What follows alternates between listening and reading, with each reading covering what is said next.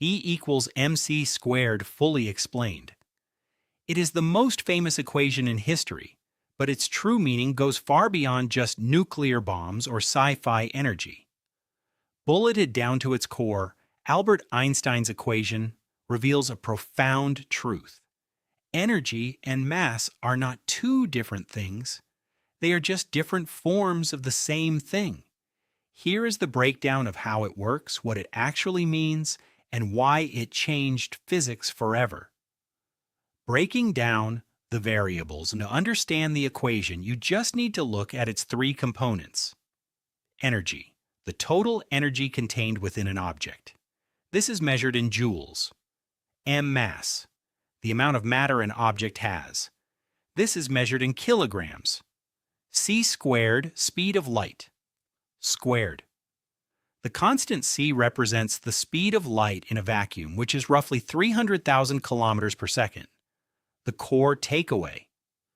Because c² is an unimaginably large number, a tiny amount of mass multiplies into a colossal amount of energy. What does it actually mean? Before Einstein published this in 1905 as part of his special theory of relativity, scientists thought mass and energy were governed by separate laws. Matter was the stuff you could touch, and energy was the force that moved the stuff around. Einstein proved they are interchangeable.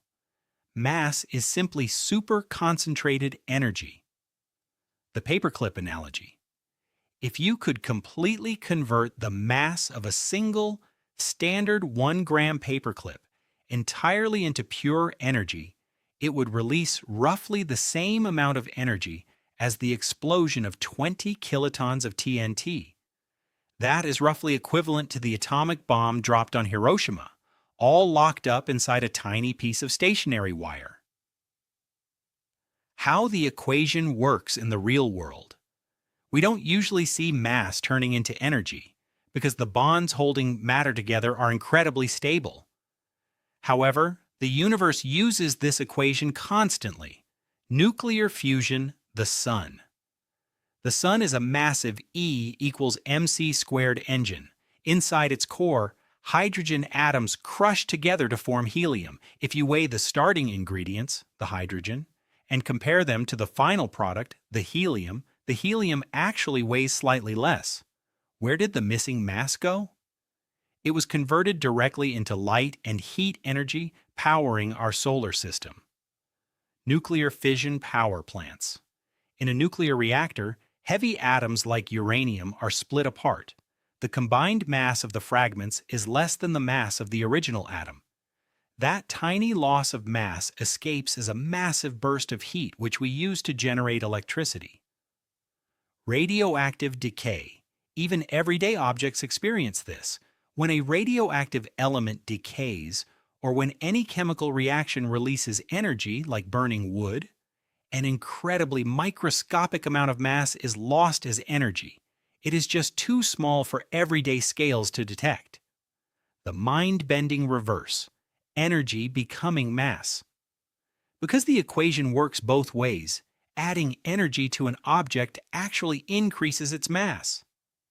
If you compress a spring, the potential energy you store in it actually makes it microscopically heavier than it was when relaxed.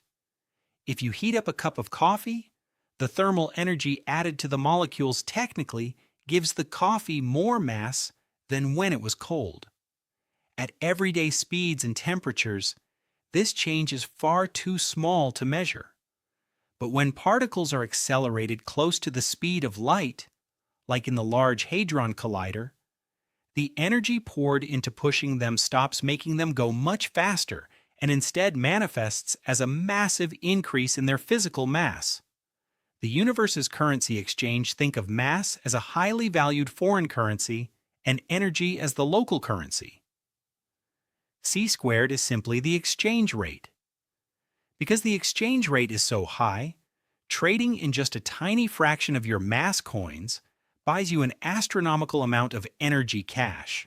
Without E equals mc², stars wouldn't shine, planets wouldn't warm, and the fundamental structure of matter as we know it wouldn't exist.